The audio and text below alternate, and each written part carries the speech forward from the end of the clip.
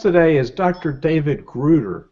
David Gruder's got lots of skills. In this context, he's a leadership expert or an organizational psychologist.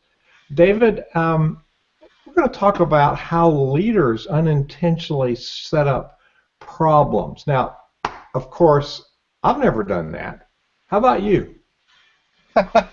No, never, not once. The reason we're talking about this, Hugh, is because while we do know how to help leaders get out of the jams they get into, a big part of why we know that is because of the jams we've gotten into ourselves. I think that's what we call a learning experience. Is that right? Oh, yeah, it's another freaking growth opportunity. I tell people I've made about all the mistakes you can make. I ought to be really smart. So I teach a lot of really powerful leaders about some of the principles over functioning and anxiety and a lot of the things that we do as a leader, and then we complain about other people. But actually, I spent 40 years as a musical conductor, and in rehearsal, when we didn't get what we wanted, it was important to look in the mirror and decide what people were seeing, and then that was probably the reason we were getting something that we didn't want to receive. So how did you get interested? Let's talk about David Gruder a minute before we get into this topic. How did you get interested in organizational psychology, and particularly in this leadership area that you and I share lots of passion for and work together in projects about leadership and culture, and this piece about the leader and how we influence the organization. So talk about you and your journey to organizational leadership, and then this particular topic of leadership, please. Sure. Well, how far back do you want to go? I was a premature. Give me the short version. I was in a premature leadership role in my own family growing up, so I did a lot of over-functioning, starting at a very young age, and then started occupying different types of leadership roles in a more formal way, starting when I was in high school, and then continuing on into my undergraduate years, the leadership roles that and increasing levels of responsibility that I continued to fill ultimately resulted in my becoming, while still an undergraduate, the administrative assistant to the president of the university that I was attending, and had a lot of leadership responsibilities in that role, including conflict resolution among people in various departments, or actually conflict resolution between departments in the university on the campus, among other responsibilities. And so when I ended up in graduate school in psychology, it was just natural for me to pursue a PhD that was a combination of clinical psychology, which is the deep dives inwardly, and organizational development psychology, which is the deep dives systemically. And so the combination of my ongoingly increasing experience in leadership roles, combined with the formal training that I was receiving in graduate school back in, I don't know, what was that, the Middle Ages, the Renaissance that I went to graduate school? I don't know. It was a few years ago. Way back. That combination just made it natural for my career to be at the intersection of the personal development pieces that leaders need to address in order to become effective leaders, and the organizational development pieces that leaders need to be able to facilitate in effective ways in order to lead well. Okay.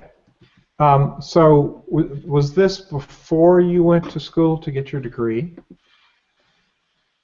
Was what before I went to school? My overfunction as a leader? This experience where, yes, that you were just describing. Was this in graduate school or was this an undergraduate? Very much what I described in the timeline was before graduate school.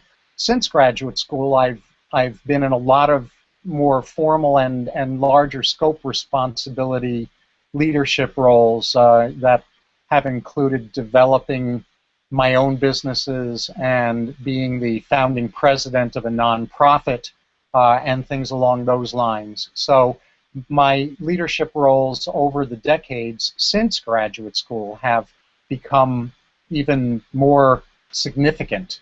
And simultaneous with filling those leadership roles, I've facilitated leaders.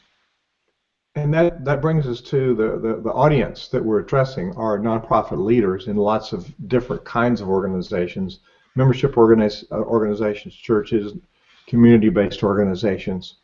So this area of specialty, you've got culture architect. You're a specialist in organizational psychology. Is that correct? Yes, it's sometimes called organizational psychology, sometimes called organizational development. Those are some of the formal titles within my field. Yeah. In my experience, the organization directly responds to the influence of the leader. So the topic we're going to deal with today is the unintentional problems that leaders set up. And I would like to believe they're unintentional. I'm sure some people have a different methodology. But let's talk about those things that we all do that we're not aware of what we do. So what's the number one cause that leaders cause unintentionally? What's the number one problem they set up? Oh, that's a great question, and I think that my answer to that is built into the question, the way you asked that question, which is that in my experience, the number one cause of leader problems is that leaders too often are unaware that they're unaware, that there are impacts that they unintentionally have that they don't know they're having, and unless they value teachability, unless they're open to being to learning about the unintended impacts of their actions, they will remain oblivious and continue to do damage that they don't know they're doing. So what does teachable and unteachable look like? I'm sorry, ask again, I was talking over you. I'm sorry, I thought it was a period. It was the teachable, unteachable piece that you spoke about. How does that impact this dynamic of unintentionally setting up consequences? Right. Well, you see, in my experience in working with leaders and organizations, a lot of leaders have an interesting kind of belief that kind of parallels, in a different form, a belief that a lot of people in the arts believe. There's a prevailing attitude in the arts that unless I've got my pathos, unless I'm suffering, I won't be able to be creative, that my creativity comes out of my suffering. And fortunately, not everybody in the arts believes that, but it's a fairly common limiting belief in the arts across the boards, from drama to music to art to dance, across the boards. Well, similarly, my experience in leadership is that there are an awful lot of leaders, thank God not all of them, but a disproportionate percentage of leaders that believe that they can't lead unless they're arrogant. And arrogance, by definition, is being impervious to input.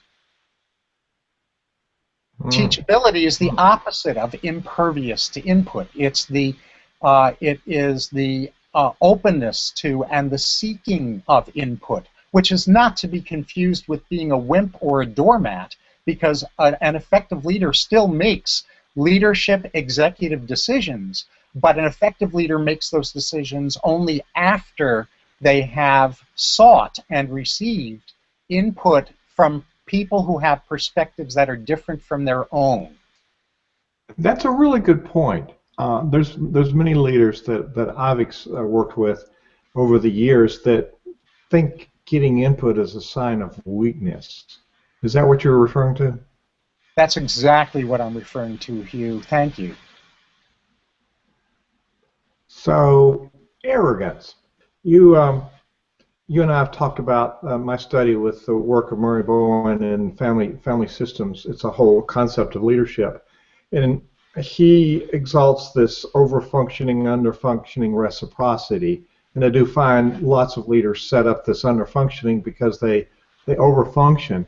Is being autocratic, which is, I'm reading into what you're saying, the person that you're describing is the autocratic leader, do it my way.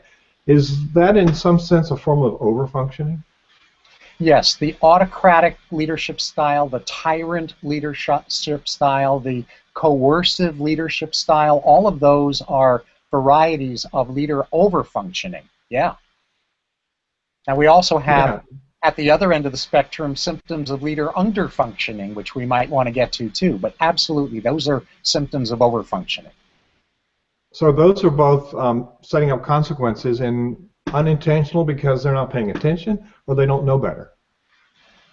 Unintentional because of what you referred to at the very beginning, that the majority of people in leadership roles that I've experienced at least have good intentions, but they're constantly well, not all of them, but a lot of leaders, certainly leaders who seek my assistance, are regularly committing what I refer to as loving mistakes, meaning that their intentions are good and the expression of those intentions are mistaken, aren't producing the results that the intentions are meant to produce.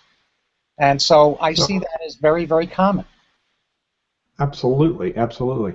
So I see there's some people that have joined us on the live hangout. So the topic that we're addressing today is one I think is very common.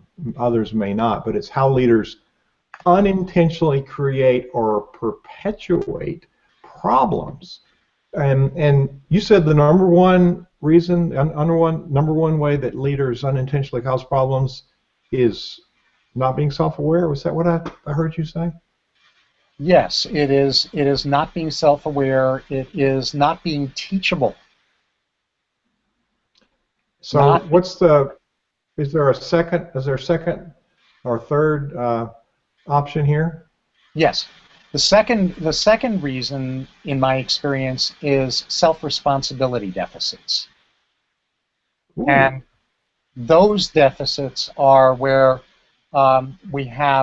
you and I have both experienced certain leaders, and again, thank goodness not all leaders, but certain leaders who, when a problem arises in the nonprofit they're leading or whatever other organization they're in a leadership role with, the first response they have is all about figuring out whose fault it is, and it's always someone else's fault, or it's external circumstances' fault, or something that never includes themselves in those individuals, in those particular leaders who have self-responsibility deficits. If they don't turn the mirror on themselves and look at their, again, unintended contributions to either the development of the problem, or if they didn't contribute to the development of the problem, their unintended contributions to the perpetuation of that problem, to the problem continuing to exist and to escalate. Wow. And of course, you and I have never done that.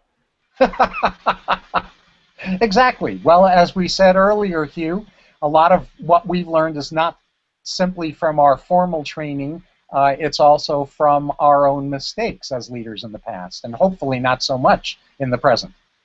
Absolutely, absolutely. Well, hopefully we've gotten smarter with the years. It feels that way. I think we can reach a plateau of feeling like we've arrived, which the older I get, the less I believe in that plateau. It's always we're moving forward and growing our skill set. So is that one of the unintentional causes where people are blind to the skills they should have or should be growing? That belief that I've arrived. Yeah. I know it. Oh, yeah. Yeah, I've read the book. I know everything. I don't need any more. Yeah. You know, one of my favorite quotes about that is from a book by Richard Bach, whose most famous book was a book called Jonathan Livingston Seagull. And the book that this quote that I'm about to mention is from a book called Illusions. And the quote, roughly, it's it's pretty close to how he said it was. Here's a test to find out if your work, your development here on Earth is finished. If you're still here, it's not. What a great quote. What a great quote. So we're listing, those of you who have just joined us, we're listing the unintentional ways that leaders cause problems, and you're adding to that perpetuate problems. And these different reasons that you're listing, is there any hierarchy? Is there one more important than the other, or are they all pretty much a high level of importance? Well, when I'm referring to teachability and self-responsibility, those go hand in hand. They're handshake with each other. They're interlocked and interconnected. So for me, those are the two things that I really look at first, is where are the blind spots about teachability? Where are the blind spots around self-responsibility? And then I, of course, as you do as well, need to gauge how willing the leader is to upgrade their teachability, to upgrade their self-responsibility. So for me, the next dimension in importance is that willingness, is vetting that out and making sure that that the leader hasn't plateaued in the ways that you were just describing. Yes, yes. We use the term blind spots, and I ask groups when I speak in front of them, how many people know where their blind spots are, and there's always somebody who raises their hand, which is ludicrous because they're called blind spots because they're blind. And I think part of what I'm hearing you describe is what I call transparency. Leaders want to pretend like they don't have gaps, and everybody in the system wants to prove that they do. So just why not go ahead and admit it? So is being transparent one of those setup things you're talking about? Yes. In archetypal psychology, they're having to do with leadership and organizations, there is a phrase called king killing. That the formula for a leader inviting king killing, which is the attempt to knock a leader off the pedestal, to knock them off the throne. The formula that's the most reliable for setting people up unintentionally to want to do king killing is not being transparent. Because people know. All of us know, Hugh, when a leader appears to be pretending to be a know-it-all, or you know, a person who has no challenges, who has no growth edges that are left. And my experience is that people will not wholeheartedly follow a leader who comes across that way, whereas they do wholeheartedly follow leaders who are transparent enough for the people who they're leading to really see that this is a real-life human being who, if you'll pardon my saying it this way, burps and farts like everyone else. Absolutely, absolutely. Have a story to illuminate that particular transparency piece. Just for people that have joined us, we're interviewing Dr. David Gruder today. This is the SynerVision Leadership Community for Community Builders site. It's SynerVision, SynerVision, SynerVisionLeadership.org, and to companion with a companion vehicle for leadership content is nonprofitperformance.org, Nonprofit Performance Magazine. And the first edition is coming out September 1st, 2014. And in that edition, there's an article by Cal Turner. Cal Turner went to his leadership team at Dollar General, and he said, I got this job because of my genes. My dad founded this company, and I don't have the skills you do. I've got the vision. We're going public, and here's the vision. Everybody stepped up, and everybody worked toward that vision because he was transparent. And he said to me, Hugh, leadership is about defining your gaps and then finding people in the team to fill those gaps. And he said, if I pretended I knew how to do everything, they would have pushed back and said, I'm going to get him. I'm going to show him. So that's a really powerful story, I think. They took it public, and of course Dollar General is all over the country, and he's since sold it and has a foundation and does philanthropic giving. But the story of being transparent really works. What did you think of that story? I love that story because what it really is a story about, in part, is here was a leader who had the humility to understand that he inherited a leadership role, that he didn't come into that leadership role because of having developed his own leadership skills and climbed up the ladder in the more conventional way. So he was humble enough to recognize that. He was teachable. He realized that not only did he not have all the expertise areas that were necessary for the venture to thrive, but he didn't need to and shouldn't ever expect himself to have all of those areas of expertise. That it was about bringing the right people onto the bus and putting them in the right seats on the bus, to paraphrase Jim Collins from Good to Great. And he had the wisdom to understand the dynamics of what I was calling king killing earlier, that unless he was transparent, he was going to set up his people to want to dethrone him. This is really good stuff and really helpful. I wish I'd known everything I know now 40 years ago. I could have saved myself a lot of embarrassment and anguish. So I resemble that. Yeah, okay. I can double it more. We got about 10 minutes left in this interview. What are some of the other unintentional ways leaders set up and perpetrate problems? Mm-hmm. Well, one of the other common blind spots that I've seen with leaders is that they, along with what I was saying before about that they don't recognize their unintended impacts, unintended negative impacts, the disconnections between their good intentions and their mistaken expression of those intentions. There's also another category of blind spots that's connected to that, having to do with what they know about their business.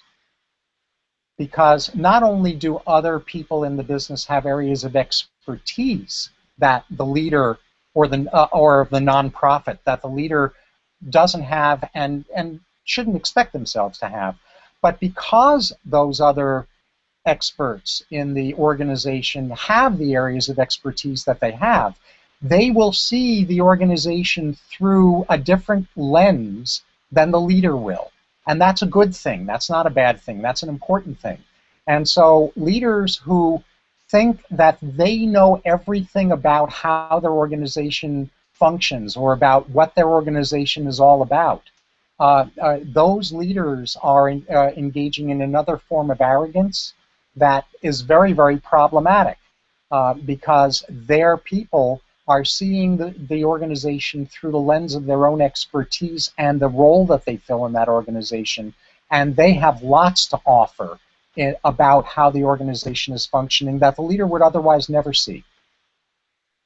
You and I work in the area of culture development, culture architects, and so when we have a leader that behaves this way and has this style of leadership, how does that damage the culture? The willingness and the enthusiasm of the different players on the teams?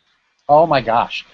Hugh, I have no doubt that everyone who's watching this video already knows the answer to your question because the devastation that creates is everything from conflict among other team members to power struggles to disengagement, lower levels of productivity, lower levels of loyalty, fraud, committing fraud because the people just don't care about the organization anymore because of those unintended impacts on the leaders' parts, to defection, people disengaging from the organization who are who are true losses to the organization, as opposed to certain people who disengage because they just simply weren't a right fit.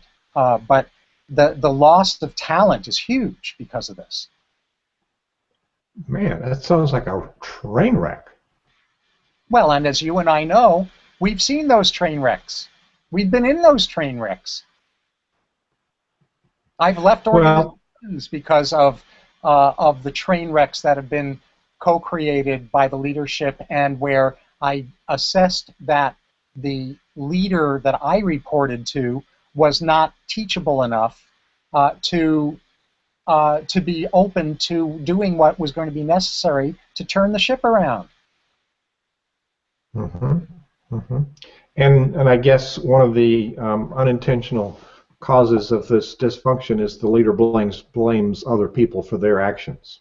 There's the self-responsibility piece again.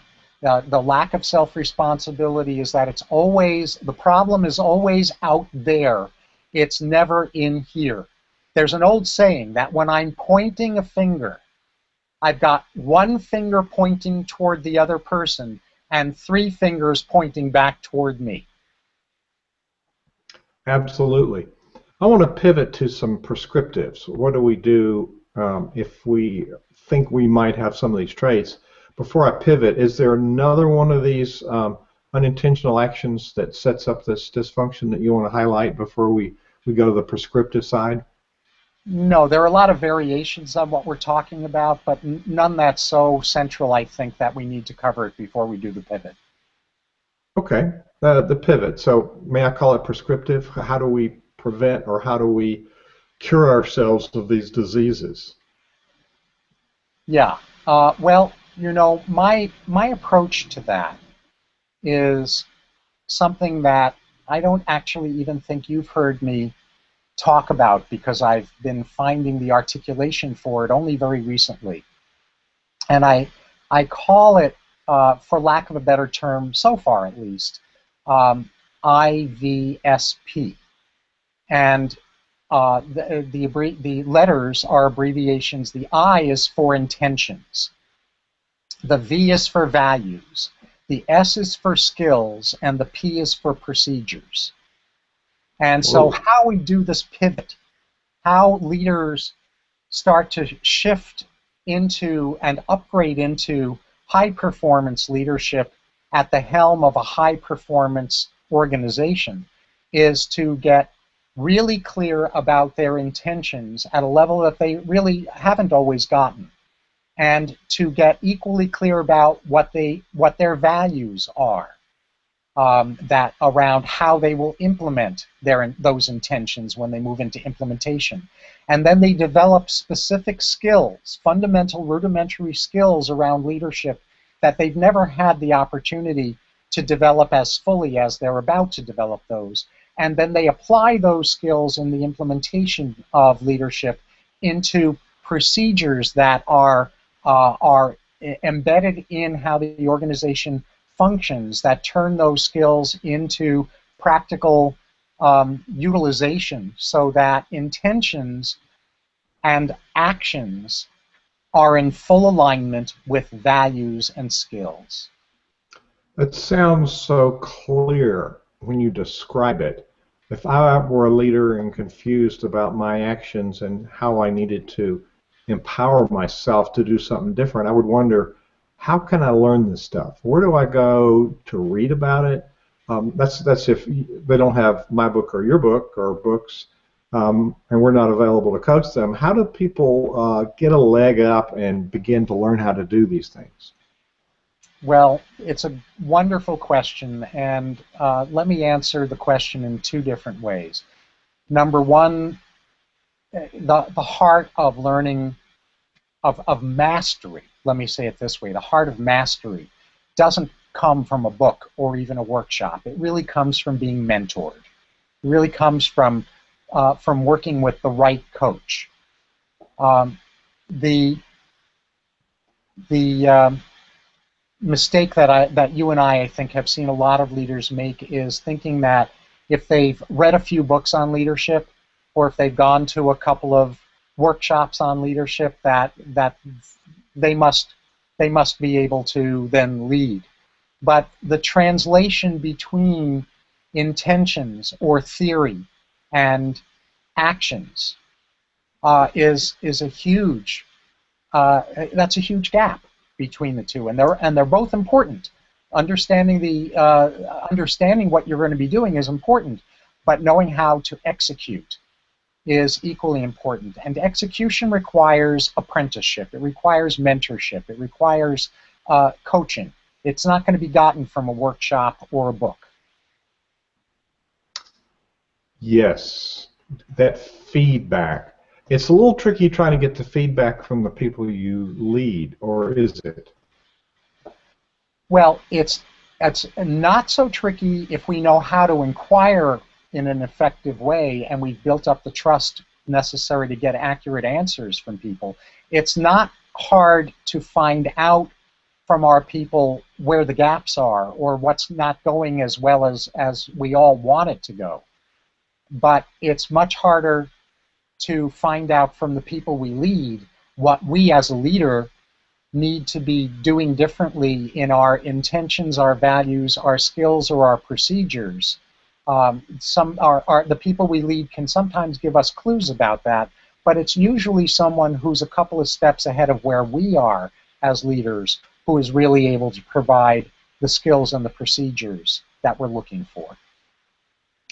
You are going to be posting some short articles on some of these topics in the blog on this leadership site, and you've also written an article for the Nonprofit Performance magazine.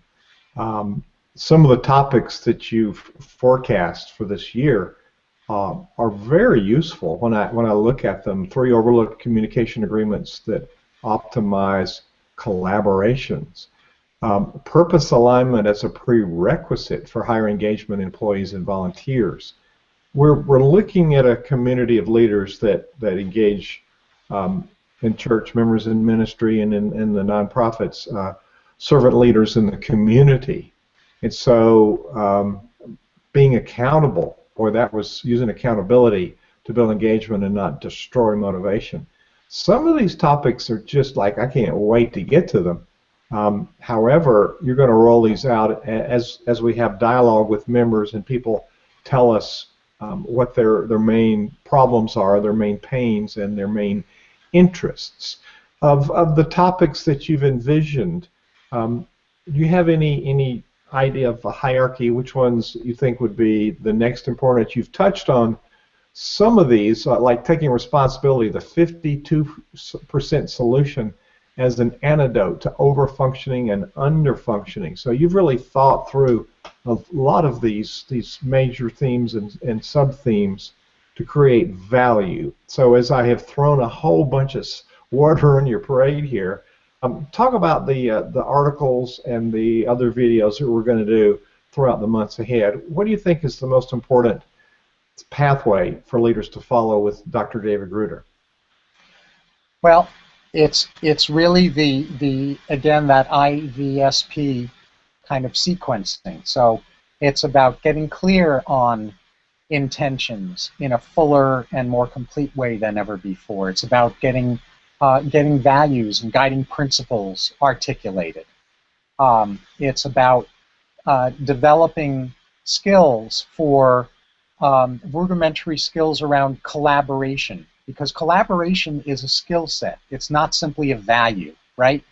A lot of people who value integrity and value collaboration are very sincere when they say they value those things and aren't necessarily equipped with the skills necessary to, in a volunteer organization that's a nonprofit, for example, to not necessarily trained in the skills to herd cats. Cat herding is a skill. The ability to create effective, accountability-capable agreements, even with volunteers, because just because someone's a volunteer doesn't mean that they're exempt from making commitments and being held accountable for following through on those commitments. So being able to create accountability-capable agreements is a very important fundamental skill because unless the agreements are in place that are articulated in a full and complete and useful way, we are not going to be able to facilitate the synergy among the people that we're leading in the direction of the fulfillment of those agreements. So it's essentially agreements comes first, synergy comes second, what I call wabi-sabi effectiveness comes third, wabi-sabi being a Japanese worldview that values the imperfection in things and seeks to find the gifts and blessings in imperfection. And so that wabi-sabi effectiveness is its own skill set.